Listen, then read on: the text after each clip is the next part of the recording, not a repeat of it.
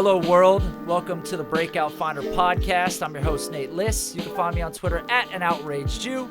And with me, as always, is Mr. Ryan Lopes. You can find him on Twitter at StillRyan5. And you're probably wondering why I'm wearing this yellow, fuzzy, hot, not like hot like looks, but like warm to the touch outfit currently. That's because we're recording one day before Halloween, Ryan. I'm a big Halloween guy, Nate. I'm a big Halloween guy. Love the festivities. Big fan of seasonal beers. Not a big candy guy, but just like all the hullabaloo, I guess you could say. Love a good funny costume parties, all that stuff. I'm just a Halloween guy, so I'm excited to be recording, dude. We're back after a week off, so that's that. I'm also kind of re-energized about that. So we got all the stars aligning right now for us, buddy. That's right. I was gone. I took a week off, did a vacation. Still out there trying to grind for the folks. It's difficult. It's difficult on vacation. You don't want to, but it's a servitude to the people, and I'm here to deliver. So that's what I strive to do. With that being said, Ryan, we should jump into some topics here. This is a show that's known for not playing around, obviously. Right. Very, very serious show. You wrote a lot of these questions, so why don't you just lead us off? Yeah, we'll get right into things. And full disclosure, you and I were talking off air.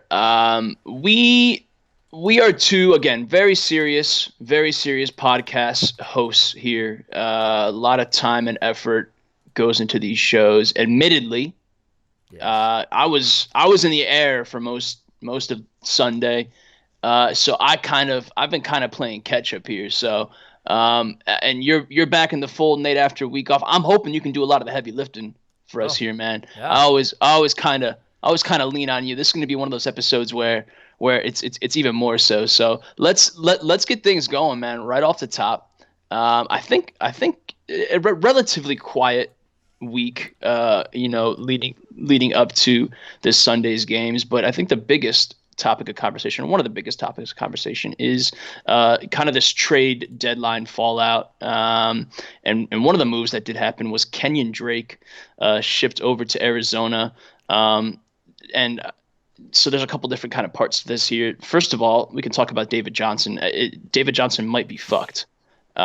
Which is not good if you are rostering David Johnson. We can talk about Chase Edmonds a little bit, who did have a 3-score game a couple weeks ago, but we'll save that a little bit because we have a Patreon question about Chase Edmonds. So let's get started, Nate. Let's talk about Kenyan Drake. What are your thoughts about Kenyan Drake in Arizona? Oh my! Here's my thing about Kenyan Drake in Arizona. The Miami Dolphins had to let Kenyan Drake go. He was coming up on a free agent contract at the end of the year. They were trying to get value out of him. The Dolphins are clearly tanking. They're clearly attempting to rebuild. I thought the other night I had some money on the Pittsburgh game. I was hoping that the Dolphins were going to do something for me there. There was a little hope, but that was soon destroyed because Ryan Fitzpatrick can never hold it together long enough to get it done. But when you're talking about the Arizona Cardinals, this is such a weird backfield now. Drake should, by all accounts, be the guy this Sunday, assuming that David Johnson doesn't suit up. I know they say he got into limited practice here recently. They're still unsure if he's going to suit up. If nothing else, it's probably going to be a running back by committee. So far this year, David Johnson's been incredibly hit or miss. His volume hasn't been that good. His target opportunity's been much better than it was, previously. But the rushing attempts are kind of down. In the games that he was playing, he wasn't really producing. It was questionable kind of all year with David Johnson, and now we've got the injuries. And then Chase Edmonds steps into a role, and he's out for multiple weeks. And he has these blow-up games, 2 in a row. And kudos to anyone like me. I sold Chase Edmonds before his performance last week. I could sense with my spider senses the bed shit game was coming, and I moved him quick. And I'm glad I did, because here goes Arizona bringing in Alfred Morris. Now we've got Zach Zenner. Now we've got Kenyan Drake. If Chase Edmonds gets healthy and David Johnson's around, I have no idea what's going to happen here. But it's got to be debatably true at this point that David Johnson's value has never been lower than it is right now. I mean, this is peak bottom for David Johnson in Arizona. Are you out there looking to, as such, again, we talk about these buy low names often, Nate. Is David Johnson someone you're actively looking to scoop up on the low, as the youth of America might say? I mean, David Johnson signed a 3-year contract in 2018, I think. I'd have to look back at his contract year, so he's clearly coming up here in the next year or so. David Johnson's almost 28 years old. There's got to still be some tread left on these tires, but the injury history and things that are starting to build, that's scary. This Arizona offense was supposed to get better. They invested in all these offensive pieces, and it just hasn't been that great.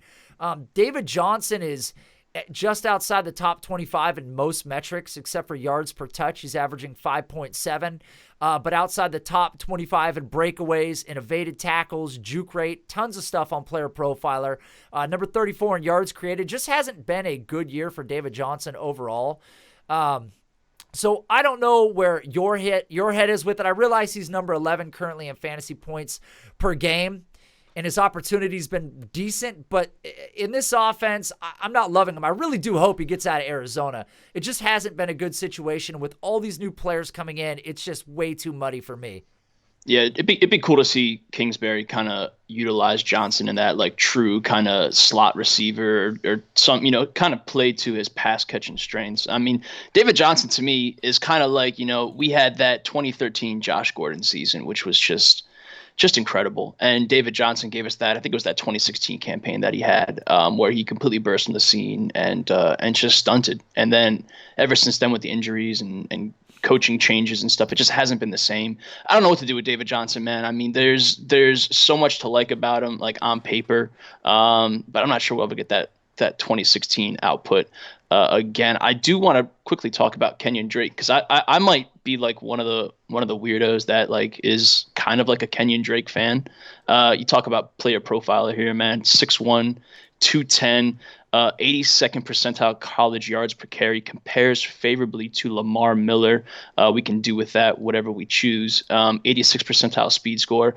Not necessarily a standout athlete, 29th percentile, but I just like his build, man. I like his game. I think it says something that multiple Miami staffs now have said he just isn't worth their time, and obviously eventually shipped him off here. So I think that obviously does say something. And I don't have a thing for like Alabama backs per se, but I like his profile. I like his build.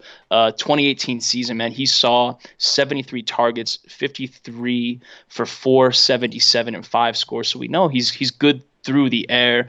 I like the Arizona spot, but as you kind of alluded to, it's going to kind of get muddy if they have everyone healthy, and kind of I'm not really sure where this coaching staff's going to go. All right, so enough about Kenyan Drake, who, again, a lot of people probably aren't huge fans of. Let's talk about Miami a little bit, Nato, and kind of the fallout there. Obviously, we know Miami's tanking for Tua, tanking for somebody. They've made a lot of that pretty clear. So we're kind of left with the Mark Walton / maybe Kalen Ballage show. You can kind of share your thoughts about those guys. I know we've kind of touched on Ballage a little bit this offseason, but there's also Myles Gaskin, who's kind of buried there as well. Are any of these players worthwhile for whatever season-long purposes or through a dynasty lens?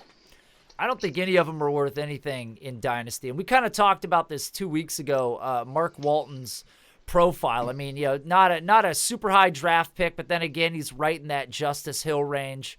I wasn't a fan of the situation, and I wasn't necessarily a fan of the player either. There wasn't anything to me that really popped with him. For season long, if they're saying that Mark Walton's the guy, then I get it. Yeah, go get him. Take your risk when you start him. I don't think that he's going to have a lot of blow-up games, and you're going to have to be really matchup dependent with him. As far as Myles Gaskin, he's a Washington guy. I don't know if you were a fan of him coming out. I mean, 7th round pick. this is a thin depth chart. He's not a big physical player. So I don't really know where I'm at on any of these Miami players. I don't like Miami at all. I believe that they are a front runner to add one of these 2020 backs next year with all these picks that they're acquiring. So in terms of a dynasty lens, I'm not concerned about any of these players. I'm not going after any of these players. If you picked Walton up in dynasty, you're definitely looking to flip him. I'm not holding him into the offseason. And most leagues have a trade deadline coming up. So if you're not a competitor, or even if you are a competitor and you don't plan on starting Walton, I would move him for whatever you can because I just don't see a future in Miami. Yeah, Gaskin is that, 5'9", 205, 74th percentile spark score, which is interesting enough. College dominator rating was up there too, 77th percentile. So he definitely produced in school, but it's just kind of one of those things, man. We always talk about, watching players on tape. And obviously balancing all that out with the actual metrics themselves. But, players you gotta kind of, move around your seat and kind of get up a little bit when a player kind of makes you feel a certain way. And Gaskin was a fun watch, but not a player I necessarily would go out of my way for. And obviously the draft capital that was spent on him eventually kind of tells a story. So if there is a shot there in Miami, it's a really long, arduous hill of sorts, and like you said, I think Miami's definitely one of the teams that's going to look to reload and restock, and I can definitely see one of these 2020 backs land there early enough, which would completely squash anything for Walton or Gaskins or anyone else there for that matter. Real quick before we push forward any further, we mentioned Patreon and we mentioned Patreon questions, and I think the most popular Patreon question was about Chase Edmonds, who we talked about a little bit here. So the Patreon question that we pulled here, Nate, so I'll ask you this one, and then I think there might be one from me here, which you can ask me. Yeah. Chase Edmonds in Dynasty, buy, sell, or hold? And that's from our guy Duke. Man, and I think that this question was written before the Kenyan Drake trade took place, because that definitely changes things. Or maybe it was written after. I can't see the date on it, so I can't remember. Man, I crapped on Chase Edmonds after he was drafted. The college, the size. There was a lot of reasons why I wasn't a big fan of Chase Edmonds. Then he comes out and has, two pretty big blow-up games in a row, or at least three good games, and then a third game that was completely bonkers with 3 touchdowns. And he was kind of taking on a bit of that David Johnson role. He was getting, some feature opportunity in the run game. And I like Chase Edmonds as a player long-term. The question is he going to stick around in Arizona? I don't even know that Arizona is going to re-sign Kenyan Drake, right? He's coming up on a free agent contract. So this may still be a job for Edmonds in the future. If David Johnson, who has been, I don't want to say touchdown dependent, but his targets have been great, and that's what's been saving him, because he hasn't been running the ball well this year. And that's where Edmonds started to get a little more opportunity in some of these games, starting to pick up 6, 8, 5 carries in games. But if Kenyan Drake doesn't re-sign, there is something there's a lure to Chase Edmonds in Arizona. So I would be holding if I had him. I think your sell window is kind of destroyed right now. If you didn't sell like I did after week 7, when he had, week 5, 6, and 7 in a row where he had some big games, you're probably stuck holding him now because he's already hurt. They signed Kenyan Drake. David Johnson will likely be back. We're hearing running back by committee. I would hold through the offseason to see what Arizona does at the position. I don't think they do much. I just don't think they re-sign Kenyan Drake. I think he goes elsewhere next year. And I don't hate Edmonds. I like him. I've turned the corner on him, but you're going to have to wait to see what his value is.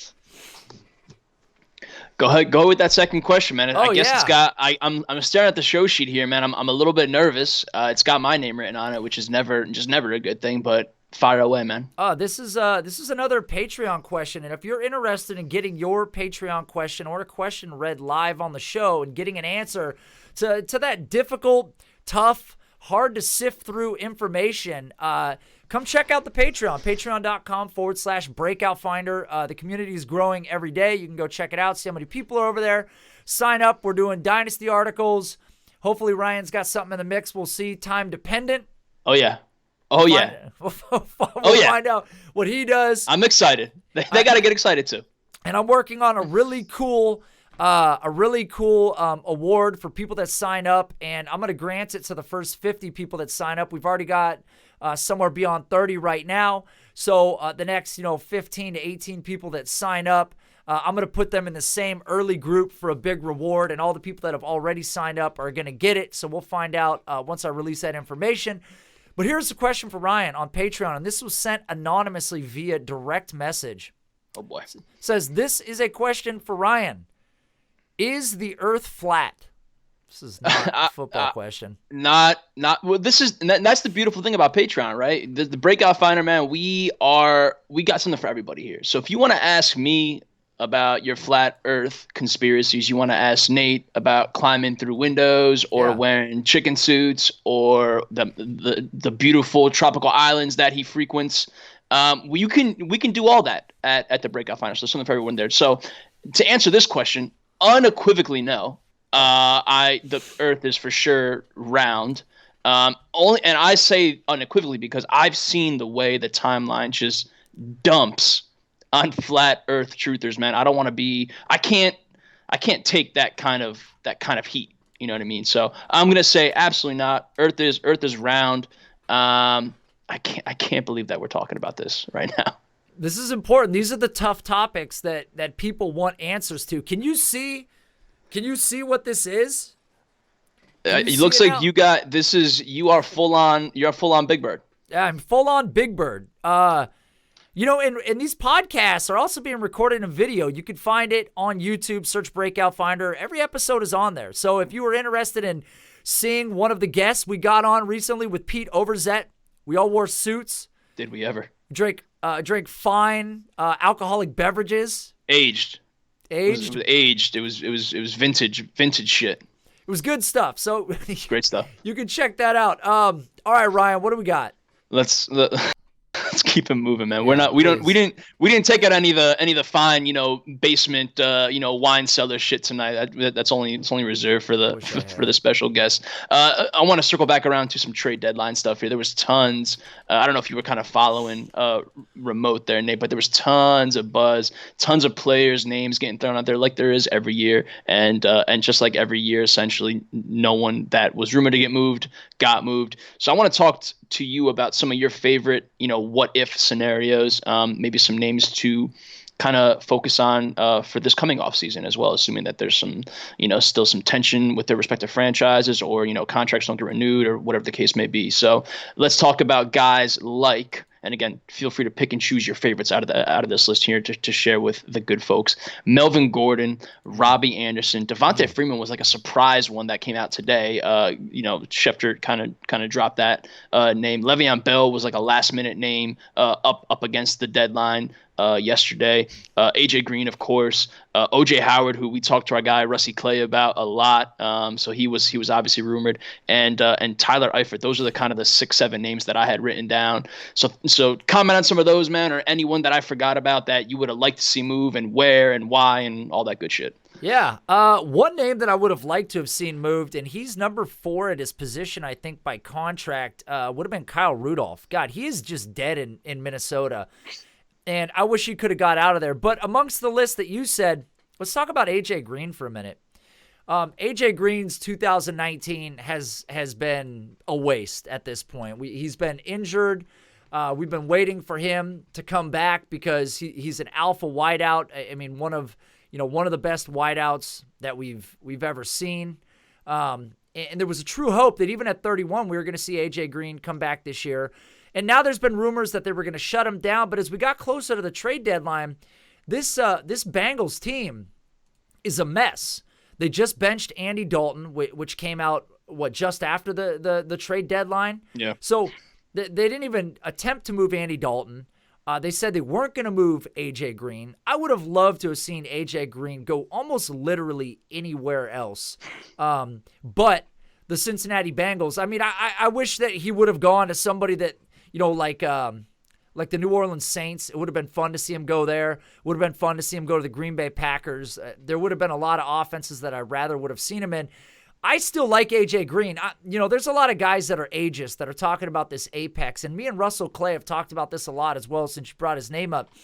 there are just some players that are generational, that are going to produce a little longer than other types of players that are hit throughout their career. And I think that A.J. Green is truly one of those guys. I mean, he came up short on 1,000 yards a year ago, and I believe he missed a game or missed some plays.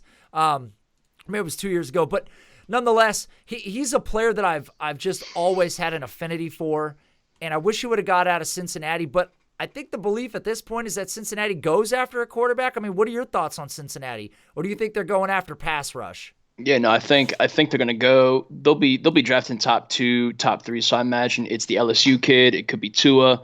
Depends who, if the Dolphins are going 1 overall. Whatever signal caller the Dolphins don't take, I assume the Bengals will be right behind him, and I assume the Bengals will take that player. But man, this guy Chase Young, we don't talk about IDP or these defensive players often, man. But Chase Young is literally, I mean, the best. I was talking to a couple of some good, draft Twitter buddies, that we've made over the years here, and I mean, dude, he is legit, one of the best, pass rushers since like I guess like a Clowney or one of the Boses. I mean, it's not going back too far, but I mean, like this guy is just. He's just unreal, man. So if you take him 1 overall, no one's going to be kind of pointing fingers or asking questions. So special player. As far as me, man, a couple of these guys, OJ Howard, we talked about with Russie about, obviously OJ Howard and the Patriots was just that was the fit that was supposed to be. We didn't get that. Tyler Eifert was rumored to the Patriots. If you're a good tight end, you had the Patriots, stamp on you.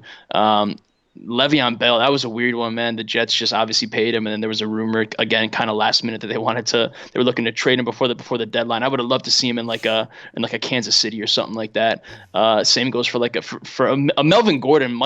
He doesn't look good at all, buddy, and he might be Dunzo. So I don't even know if we care about Melvin Gordon up until the trade deadline. The Chargers need to do the right thing and just feed Austin Eckler their true running back 1 there. Let's keep it moving though. The next note that I had, the next player I kind of want to talk about, and I might be alone with this guy as well. Chris Herndon, obviously had the 4-game suspension to start the season. Had a pretty interesting 2018. Was kind of building that rapport. If we want to get kind of super coach narrative cliche, quarterback tight end narrative there. And obviously started the season suspended and then came back and now is banged up. So we haven't seen Herndon yet. I'm excited about Herndon. This Jets team seems kind of messy, though. I don't know if it even matters anymore. Do you have any Chris Herndon related thoughts? Oh, man, this is another tough one. I'm with you. I was a fan of Herndon when his kind of semi-breakout started happening in 2018. This was a guy that we had talked about on the Sonic Truth podcast a bunch. I mean, he had numerous double-digit finishes in 2018, number 16 in points per game for tight ends. But, what a mess it is for the New York Jets. I mean, what do you even do here? They kept around Robby Anderson. They didn't trade Robby Anderson. That's a name that you dropped. I thought Robby Anderson was on the move. I mean, it almost feels like the Jets are in a rebuild again. I can never figure out what their plan is. They kept Robby Anderson. I love Robby Anderson. He seemed to be happy about it on Twitter, I believe. He wanted to stay with the Jets. But Herndon's a player I'd want to acquire. Again, when the chips are down, when the value is down, and a player has this sort of upside, I'm willing to invest in them. And I don't think that it's going to cost you a lot outside of tight end premium to acquire a guy like Herndon. Hopefully he bounces back healthy. Because his 2018 looked like he was coming on strong. But, yeah, I mean, you always have to tread cautiously when we're talking about the New York Jets. We're talking about a young tight end, and we're talking about injuries. For sure. We've spent a little bit of time on the Los Angeles Rams, and you've been eloquent in your analysis. These deep shots that we were used to just haven't really been there. Cooper Kupp is balling outrageous, but the Brandin Cooks shots, the Bobby Wood shots, those just haven't been there.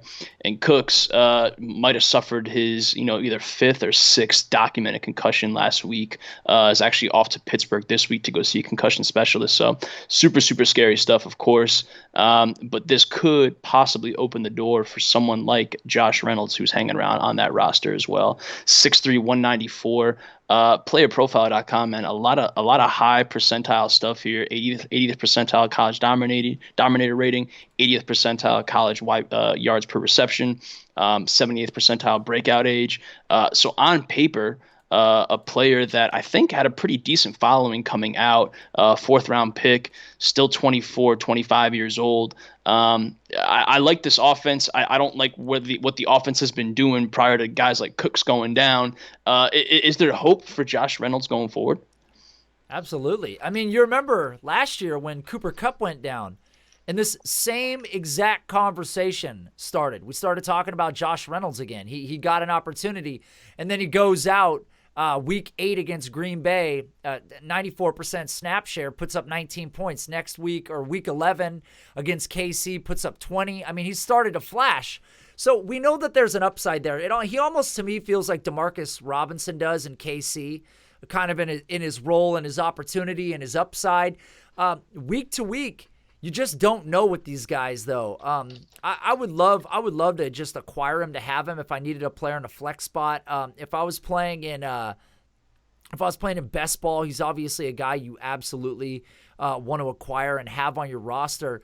But opportunity is just really weird for the Los Angeles Rams. We know Cooper Kupp's the guy right now. We know Robert Woods is going to get his opportunity. Todd Gurley's looking better.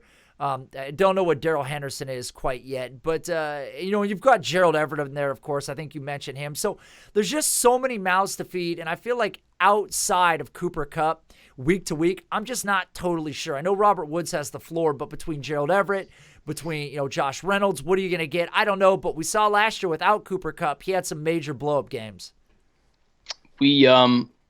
I jotted this name down because I think you and I talked about him a little bit a couple weeks ago when kind of the stars were aligning for him, so to speak. I think we're both fans of him. I know I certainly am a fan, but I don't think we need to really rehash too much. But James Conner banged up again. Jaylen Samuels is looking set to return. So again, the door might be reopened for Jaylen Samuels. Just kind of one of those players that makes a lot of sense, and it just kind of needs that opportunity. So this might be that opportunity for him. So hopefully you kind of for those of us that kind of stuck with him throughout his little injury phase here, we might be rewarded, assuming James Conner misses even a little bit of time. I do want to talk about Miami again, which is really weird because it's Miami, it's 2019. Yeah. But Preston Williams, DeVante Parker, are these guys, Nate, that are going to be around again once this rebuild really kind of gets going this offseason? Are these guys, maybe more so Preston Williams, but I'd love to get your thought. We joked all offseason about how this was DeVante Parker's time. Obviously, it's not DeVante Parker's time, but Preston Williams is a guy that I think you and I are both pretty interested in. So is he someone that you are gonna kind of bank on moving forward in this Miami offense? Who, Preston Williams? I mean, God, I'm so leery about these types of players, and I've battled hard against guys like this.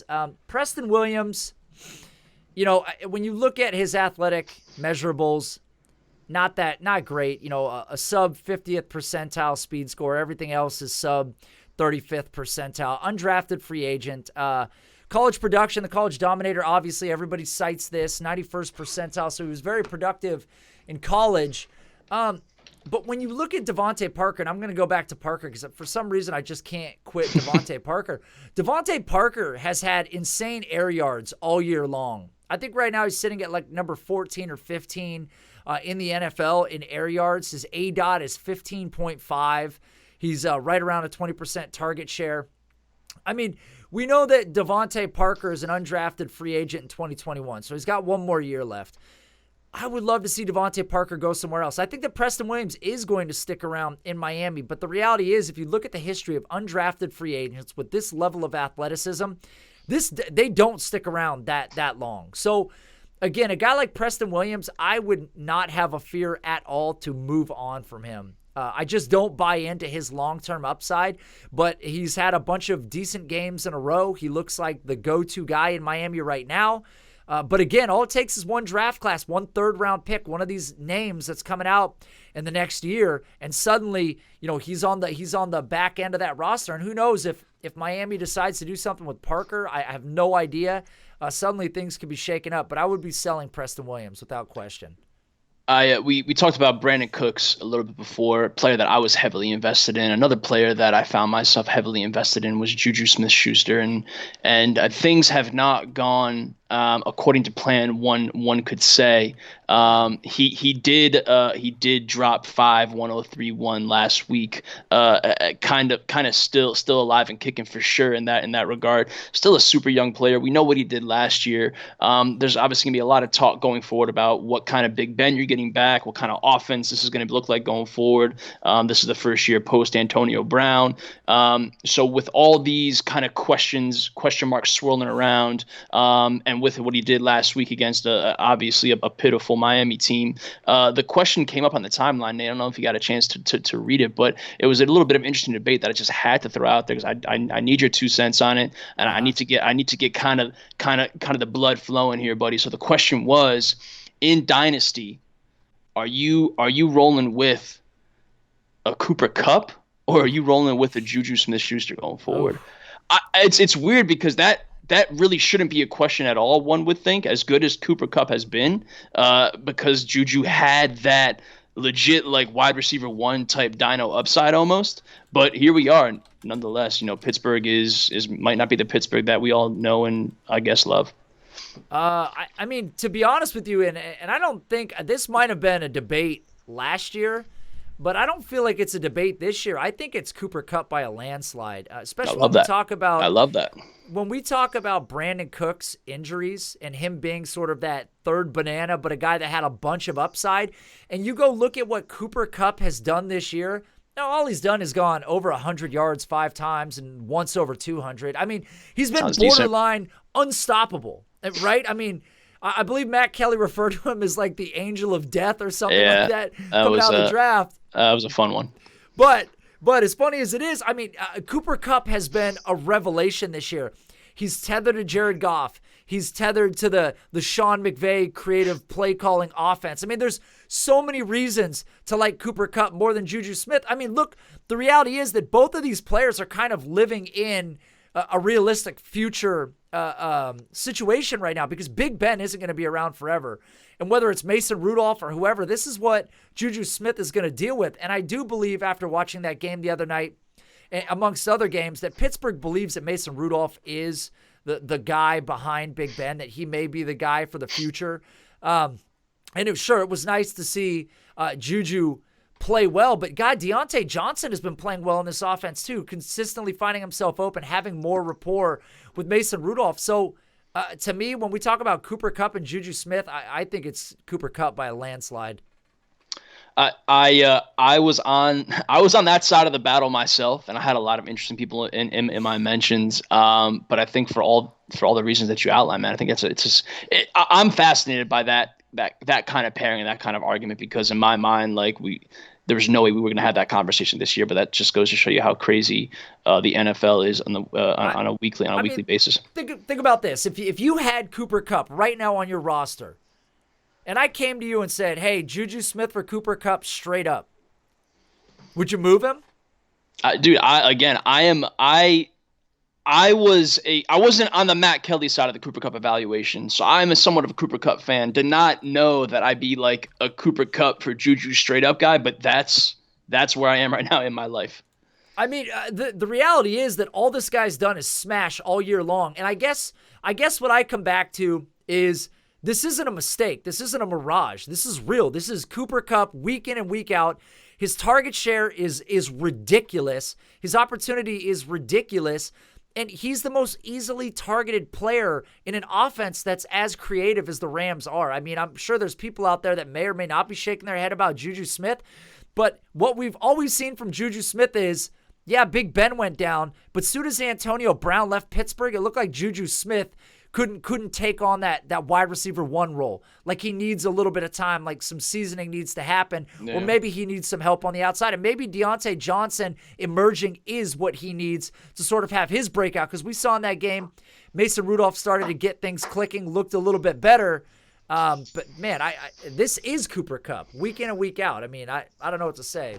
Yeah, he's just a certified stud at this point, man. I mean, because again, my evaluation wasn't strong either, but all he's done is come out and just played good football on a super consistent basis.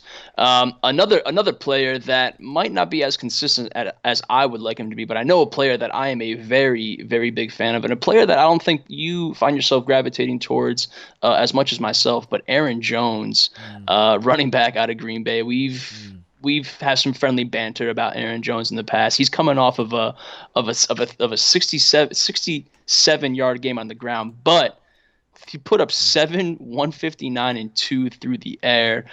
Just goes to show his versatility. A player coming out of college just kind of checked all the boxes, but had that kind of small school pedigree about him, which made some, maybe such as yourself, Nate, kind of shy away from it a little bit. But I think this kid is just kind of scratching the surface in Green Bay, and Green Bay doesn't seem too super committed to him, which is super frustrating to me as a fan. But I just want to give Aaron Jones a shine right here and kind of see if you've maybe changed your tune a little bit. How dare you? How dare you ask if I've changed my tune on Aaron Jones? I'm not changing my tune on shit.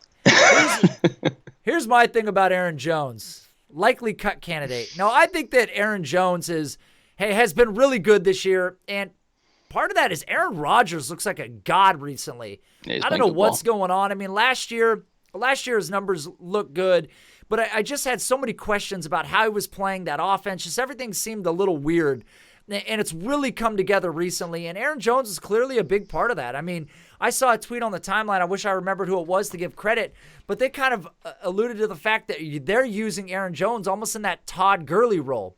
Mm-hmm. And all of a sudden, when you put the name Todd Gurley to Aaron Jones, it makes him a very exciting piece in fantasy football, and clearly season long, he's the guy. In terms of dynasty, I mean, I've turned the corner a bit on him because the production has just been so good. I think that this is kind of the same thing I'm saying with Cooper Kupp. If a player is going to do this, if they're just going to continue to game after game find ways to score points and be effective, we knew Aaron Jones was good. You can go back to last year from week 10 to week 15. He puts up 32, 27, 18, 15, 19. I mean, we all knew he was good, but the question was, is his role going to be long-term? Well, I think the sample size is big enough to say that the Green Bay Packers do like him. He has outproduced his draft position by a mile, and he could be the guy that sticks around there. I would be more comfortable investing in him now after I've seen him a few more weeks. Everybody's afraid they're going to get Thomas Rawls, right? Like, nobody wants that to happen. We don't want to be left holding the bag. But he's looked really, really good, and he's had some big-time opportunity. I mean, he's had games where he's had a significant amount of targets to go with, 17, 15 carries. So he's being used in all facets of the field. He's scoring touchdowns, so his points are way up. I've turned the corner on Aaron Jones. I do like Aaron Jones. I love that. I would support those that want to invest in him. I love that, man. I knew you would come around, Nate, and that's why we're gonna have to keep revisiting Aaron Jones on a weekly basis here, because I feel like again, this kid is just scratching the surface. I want to remind all my friends and fellow Aaron Jones. I don't have to remind the fellow Aaron Jones truthers because they already know. You pull up playerprofile.com. You got a picture, okay? Matt Kelly puts pictures on playerprofile.com, Nate. He's got a picture of Christian McCaffrey as the best comparable. And we know how I feel about Christian McCaffrey. Wow. I love the comparison. 96th percentile college dominator for Aaron Jones, 96th percentile college yards per carry, 90th percentile college target share. All this kid does is check boxes, and when he's given that opportunity, as he has been in Green Bay, at times we want there to be more, but he has shown that he can carry the load, as you kind of alluded to here. So big Aaron Jones guy going forward. I hope Green Bay does him right. And if Green Bay does him wrong, I hope he goes to a team that, lets him kind of latch onto that full blown 3-down back, cowbell type role. The next topic of conversation as we look to wind things down here, Nate, is we don't really have to spend too much time here. I just wanted to throw it out there.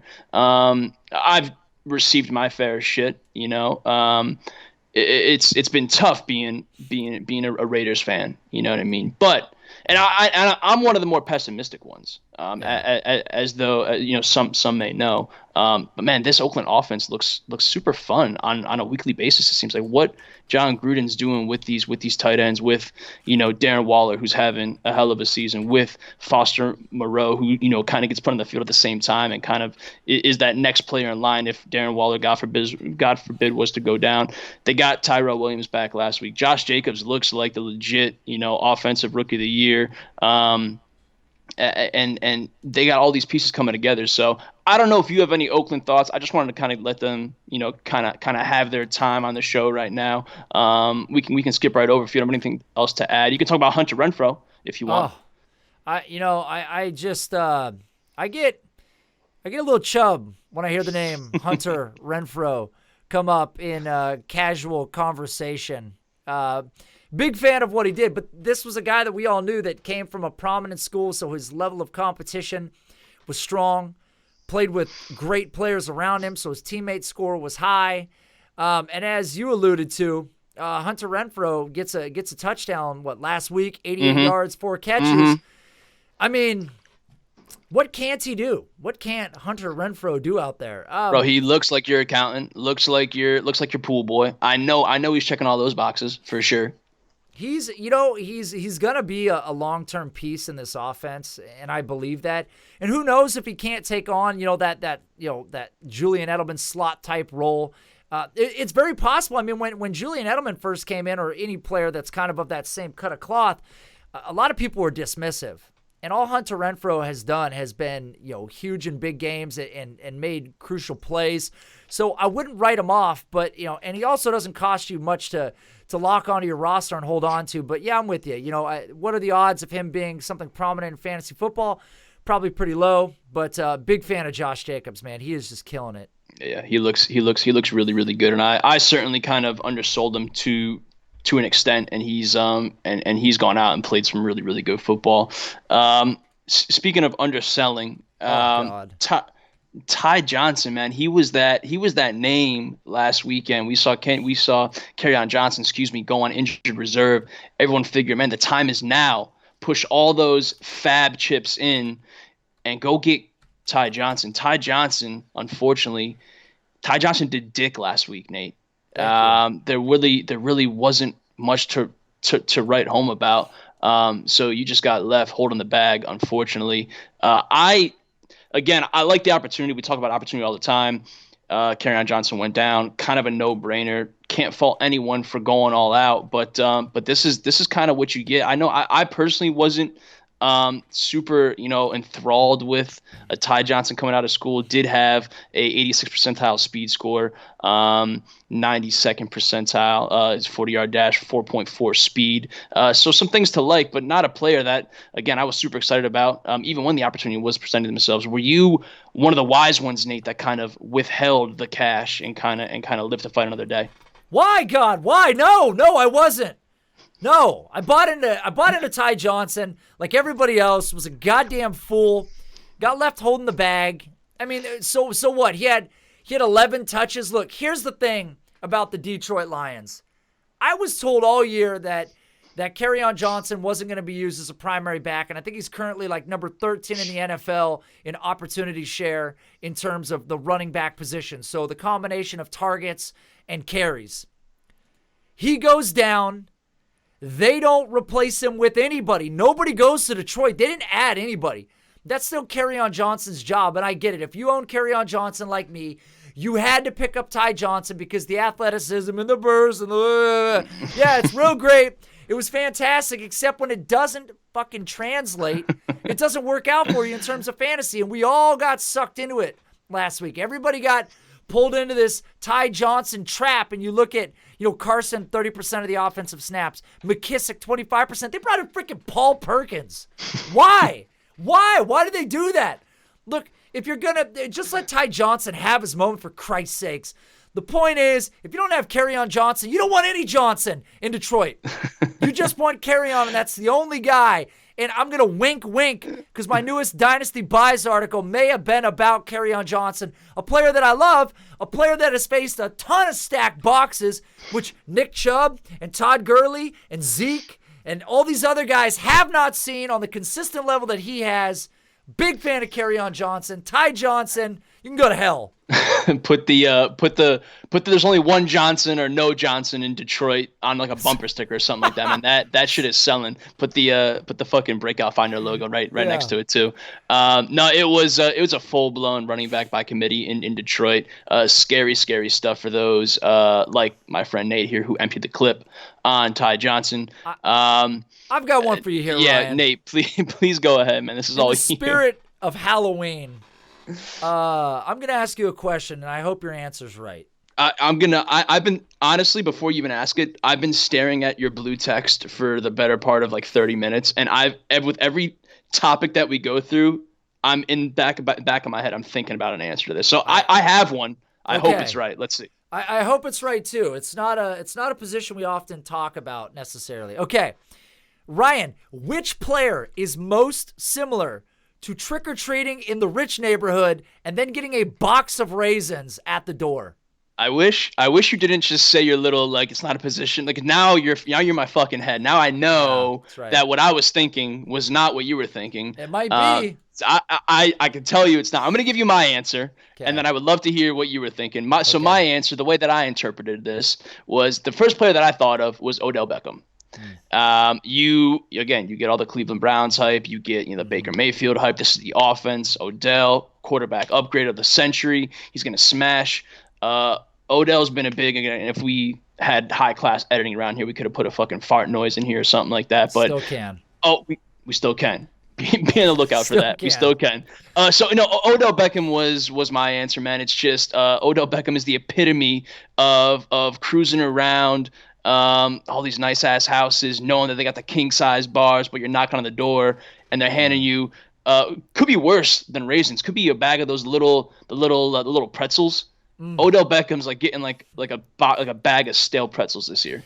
You know what? I'm going to give you some credit because Odell Beckham wasn't the name I was going for, but they play in the same offense. I will say this before I go for my answer. Look, has it ever been substantiated that going to the rich neighborhoods equates to bigger candy bars? Has it ever?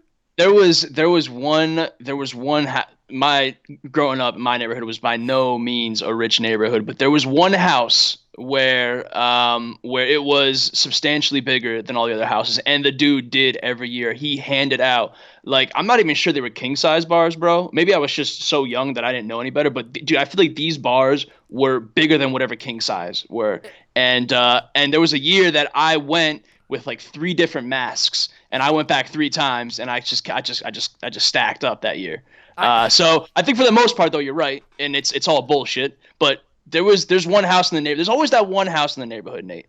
That's what I'm gonna do, though. If I ever end up the wealthy house in the neighborhood, which will probably never happen, I'll probably, even when I'm in my 40s, I'll be taking my kid out of my own neighborhood. Let's go to the rich neighborhood. Let's find somewhere else. Yeah, let's find somewhere else. I'm just like perpetuating this lie, this Fair myth. enough. But if I ever have a big house, just to mind F everybody, I will give out big candy bars for like a year, and then I'm going to hit them with like raisins the next year. Right, switch it up. Yeah, then hit them like cranberries. Humble them. Well, I had to work for it when I was a kid. You go hard. You fill up a pillowcase full of candy. You go dump it at home. You go back out, change costumes, go to the same houses. Exactly. You got to hustle, man. It was a hustle. It's just embarrassing. Not as embarrassing as Baker Mayfield has been this year. And that is my equivalent to raisins at the front door. Because did we not hear all offseason that Baker Mayfield was going to have this incredible season, that Baker Mayfield was going to break out? He was going to be the guy. We go back and look at his college numbers, drafted where he was drafted. They had Odell Beckham. Beckham's back with Jarvis Landry. They've got Nick Chubb. Nick Chubb's going to be great. They've got David Njoku who goes down. Can't wait till Njoku gets back. Baker Mayfield's been a stink bomb, man. He has been terrible game over game. He finished with a negative game. He's finished with 3 games this year under double-digit points. He's finished with 4 games under 12 points. He's got multiple interceptions. He's just been awful in this offense. And if you watched his recent interview, he acted like a total bitch and sacked out on a question on there and just acted like a complete diva. And I don't know what to do with Baker Mayfield, but I'm glad that I don't own him literally anywhere. But because he's been so bad, Odell Beckham has been a stink bomb too. This whole Cleveland offense is on notice. I mean, I even like Nick Chubb, but he's been putting the ball on the ground. What the hell is going on in Cleveland? It's all bad, man. It's all bad. I tried to withhold my thoughts on the Baker interview, but I think I threw out like a tweet or something like that. I largely don't care what he said or how he said it. I really don't give a shit about half that stuff. But I will say, like, him taking the bait. Tony Grossi and him have had a thing since he arrived in Cleveland, pretty much. And obviously Baker's a pretty outspoken guy and a personality in his own right. So, and Grossi's largely a troll for the most part. And he knows what to say to get a rise out of these players. And Baker, I was surprised that he kind of succumbed to the poking and the prodding and getting baited in. I think that in general was kind of a bad look. And our guy, AFC to NFC, my boy Justin on Twitter, man, who is a diehard Cleveland guy. The way that he kind of summarized it was interesting to me too. Like if Baker is getting so fired up at these media reporters, if someone talks shit to him, breaking the huddle on the field, like how easy is it to just get those apartments upstairs, man, and just get in his head and just totally rattle this dude. So I think it was kind of a bad look in general. Don't really care too much about how he said it or what he said, whatever like that. But definitely a bad look to your point. Let's leave the Cleveland offense so far in the rearview right now and talk about something else. A few more players, a few more topics to go here, and then we'll get the hell out of here. Corey Davis. Remember him? Tennessee Titan, I think. Corey Davis? I do. Corey Davis. There's a new quarterback under center. Ryan Tannehill, another name you may or may not be familiar with. So Corey Davis is the question simple, Nate, is Corey Davis back with a new quarterback in town? I just want to say, if we isolate the games that Ryan Tannehill has been quarterbacking, so let's look at week 6, 7, and 8. Corey Davis has double the air yards. His market share of the air yards, he's got 31% of the team's air yards. So he's out-targeting A.J. Brown. He's got more receptions. He's got twice the air yards. He's almost got twice the A-dot. He's become the focal point of this offense. In fact, A.J. Brown is right there neck and neck with Adam Humphries over this same period of time. And I'm a big fan of A.J. Brown. I just acquired him in a deal. I think he's a talented player, but I think this might be the change that Corey Davis needed. Mariota wasn't getting it done. Tannehill throughout his career, not a lot of people are big fans of him. Career 63% completion percentage, but multiple seasons over 4,000 yards passing. He's proven that he can be a decent quarterback, enough that he's better than Mariota at this point. They needed to do something. But I tried to buy Corey Davis in another league. I tried to buy him forever when he was down because truly, I think we all believe the talent was there. We knew that there was a deficiency in the offense, and you can't completely hinge that on Corey Davis. The air yards have been there for a majority of the year. The target opportunity has been there for parts of the year. I mean, his highest targeted game was week 7 with 7 targets. That's not great. Guys like Cooper Kupp are eviscerating that number. They're having twice that number in some weeks. So his target floor, still not that high, but if you're a fan of the talent, you've got to be buying. I don't know what Tennessee's plan is at quarterback. I think they roll into next year with Ryan Tannehill. They might feel complacent momentarily at the position, but I got to believe that if you were a fan of Corey Davis coming out of college, you're not selling yet because he just has never really ascended to that level that any of us believed in. But he's almost at that Andy Dalton level where he's just good enough that you can't do anything with him. You don't want to trade him for fear of him blowing up, but his value's not high enough to make up for where you drafted him. So you're either taking a loss if you sell him or you got to wait till he strings together more weeks. But me personally, I'm a fan of Corey Davis. I'm going to hold on to Corey Davis. I hope that I don't have to start him week to week, but he's put up some better games this year. For sure. Yeah. I want to believe in Corey Davis, so I'm excited for whatever the future may hold. If it was a change at signal caller to kind of spark that, so be it. So I'm excited. I've unfortunately been kind of holding pat with my Corey Davis teams as well. So I am all in on Corey Davis and the rejuvenation tour. Speaking of the Cincinnati Bengals, though, let's talk about another player that's kind of made an appearance 2 or 3 weeks now on this show, and that's Auden Tate. He just looks like obviously a huge benefactor of the AJ Green absence, but Andy Dalton benched, so this offense is kind of changing gears in that regard. there was reasons to be skeptical about, Tate, given the injury, given the draft capital, and kind of where he was on the depth chart prior. But it's been a pretty consistent showing from Tate. Are we ready to kind of say, Nate, indefinitely that Auden Tate is here, and we're excited about it to an extent? I'm not. I'm just not going to get on that. First off, it's Ryan Finley time.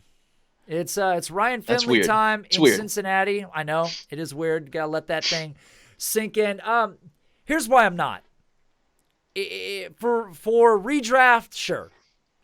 I mean, there's reason to like him for redraft. Multiple games and double-digit points for production this year. He's had 2 games with over 3 games with over 10 targets. So his opportunity's been decent. His floor, his lowest game of targets has been 6, which is still hot. Well, sorry, 2, but a majority of his games have been greater than Corey Davis's opportunity. But remember, this is a team that did not trade A.J. Green and plans to continue using him. This is a team that had John Ross show out early in the year, and then he gets hurt. This is a team that still has Tyler Boyd, and this is a team that cannot establish the run, so Joe Mixon hasn't really had a lot of opportunity. So I think when you look forward into the next year, Tate doesn't really have a significant role in this offense. I don't believe. Now, if you want to hold him long-term in the hopes that A.J. Green ends up leaving this offense or gets hurt again or whatever, that's fine. But I just don't believe when we talk about these players, late-round draft picks, mediocre athleticism. I realize his speed score is 71st percentile. His college dominator was 75th percentile. But I'm just not buying a player like this long-term. If you own him, if there's somebody that's in need of a third wide receiver, of a flex player, I would totally be willing to move him. Again, this is the Preston Williams thing to me. I am absolutely not afraid to move these players off my roster because the historical probability of these guys continuing this throughout their career or for multiple seasons, there is a very, very, very short history of it. And because of that, I would absolutely move on from a subpar athlete with late draft capital in a situation that has been inflated due to injuries and things to that extent. It's a very reasonable and fair take, Mr. Liss. Let's talk about a guy that friend of the show, Uncle Sigmund Bloom, was a very, very big fan of, as were many other notable analysts, given of course, the offense that he was in and where he was going in drafts. But something happened last week, and that was a bit unexpected and a little bit weird for those that were kind of ready to tout him and kind of collect that reward. Keke Coutee of the Texans. Obviously, Will Fuller gone for several weeks, so Coutee, one would thought last week headed into things that he was going to be one of the prime, benefactors of these, Will Fuller targets. What happens is he gets benched for someone named DeAndre Carter. And there's I just feel like we might have seen the last of Keke Coutee. I feel like that's not going to happen. I don't think, but it just feels like I don't know what happened. Kind of to start that game to how things ended for him. Because he was a player that was definitely buzzed about. So effectively benched, Nate. Is it time to kind of wait and see with Coutee, or is he benched indefinitely, or what the hell is going on? When Kenny Stills joined the Houston Texans, it was time to move off of Keke. It was over. That was the day that he died. I mean, there was never a chance that DeAndre Hopkins, Kenny Stills, Will Fuller, all healthy, playing in this offense, was going to create a role for Keke. It just didn't exist. I mean, I don't know where he was going to fit in. And there's this affinity amongst fantasy players to own these, these higher end guys that have played well in the past and might have a role. But when you're talking about the wide receiver 4 in an offense that's got an elite player, a high upside player, and a very good player in Kenny Stills who has a very high floor in terms of talent. I mean, why do we want to own a guy like Keke? What, in the event that somebody goes down and then you can plug him into your roster and completely fuck yourself when he doesn't do anything on the field? I mean, then it just becomes gambling at that point. So I was out on him the minute Kenny Stills joined the Houston Texans. Will Fuller getting hurt. Fucking surprise, surprise. Here we go again. Guy can't stay healthy. And as far as Keke, I was out back then. I'm not a fan. Buy him if you want in the hopes that he goes somewhere else, but he's just the next Taywan Taylor. Yikes, which is not obviously a ringing endorsement of any kind for those that have sadly followed Taylor's path thus far. The last player that I'm interested in, Nate, then you can obviously feel free to add whatever kind of cherries on top that you want to add before we call it an episode. A player that I personally invested in, player that I think is a good player at the time in a bad situation, but a situation that might have gone from bad to worse. I'm talking about Deshaun Hamilton out in Denver. We've talked about the chain and ball, I guess, that is Joe Flacco and what he does to a lot of these receiver ceilings, with the exception of Courtland Sutton, who was looking pretty good. Now Flacco banged up. Denver turning to Brandon Allen. So again, not a long-term solution, but looks to factor in kind of short-term here. So don't know what we're getting out of Deshaun Hamilton. Is Hamilton someone that you were a fan of at any point? And if so, two, is this someone that you're still confident in going forward? If you weren't ever a fan, I mean, you obviously don't have much to probably comment on him, but do you have any thoughts about him long-term, dynasty-wise? Where do you kind of fit into the equation? I own Deshaun Hamilton in a dynasty league. I don't own him in many spots. There's another guy that played with a lot of talent at Penn State around him. I mean, obviously Chris Godwin amongst other names. I'm a fan of him. A lot of analysts kind of turn me on to him, his route running and his abilities. A relatively good athlete, good enough, and playing in an offense where we truly felt like there was a role. And after Emmanuel Sanders left, thought that there was an even better opportunity. And I'm not writing off Hamilton at this point, but when you lose Joe Flacco, who hasn't been great, I mean, he's been good enough. He's a veteran quarterback, and we step into the situation we're in. I'm wondering when we get to the Drew Lock era. I think that's what everybody hopes someday. But outside of Courtland Sutton, who I just bought in a monster trade, a monster deal, I moved to get Courtland Sutton. I had to get rid of Julio Jones. Big fan of Julio, but it was time to move on. Huge fan of Courtland Sutton. Deshaun Hamilton, I don't think people should be quitting on him. There's clearly an opportunity in this offense. And I like to believe that Denver believes in him, but I don't know. What are your thoughts? I mean, what do you see for the future for Deshaun Hamilton? Hamilton, man, 6'1", 203. You pull up his player profile or page, 80th percentile breakout age. Everything else, nothing else really kind of necessarily pops out at you. Like you said, 64th percentile Spark X score, so a decent athlete. But again, another one of those situations where you kind of have to familiarize yourself with the metrics, but then you kind of turn on the tape and you see a player who's just really, really smooth. Just plays the position the right way as far as the routes and his ability at the catch point, whatever the case may be, whatever kind of film takeaways that you have. I probably have similar takeaways, and I am a fan of Deshaun Hamilton. I wish the spot was a little bit better. I think things have opened up with Emmanuel Sanders' departure. They invested heavily in Noah Fant, who literally can't catch anything, so don't know what his long-term deal is there. But obviously Courtland Sutton, bona fide wide receiver one. He'll be running opposite him, one would assume, but the questions will remain under center. Is it Drew Lock long term? Is it a new quarterback? What does Elway do there? Elway hasn't gotten that quarterback position right, with the exception of paying Peyton Manning to come in and kind of do the hired gun thing. So I don't have a ton of confidence in John Elway or that front office selecting the right quarterback of the future to kind of pair with Hamilton. But I'm a big believer of Hamilton and his talent. So a player that, much like you, if I do have him in spots, I'm holding on to him. And that's kind of that story there, man. I got nothing else to add. I got king size candy bars to go by, man.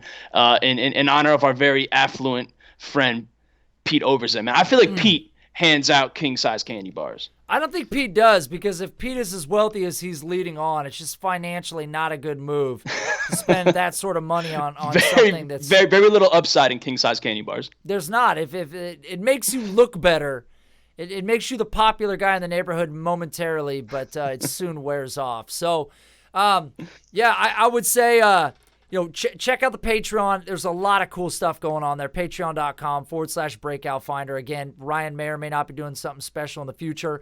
We drop an audio file every week talking about a Devy talent. So for those of you guys that are trying to prep yourself and prime for that rookie draft, that 2020 class, we've got topics. We've talked about the Alabama group. I talked about Jonathan Taylor. We've talked about some other names in the past. We've got a Dynasty Buy article coming out every week. If you want your question read on the podcast, you know where to go. Thanks, everybody, for tuning in, and we will be back next week with a special guest. If you want to know who that guest is early, go to our Patreon page, look for our podcast post. It will drop on Saturday, and that is where you can leave a question for this guy. Big name analyst, funny guy, good guy that if you can get a shot at getting your question answered by him, that's the guy that I'd want. So we will see you guys next week.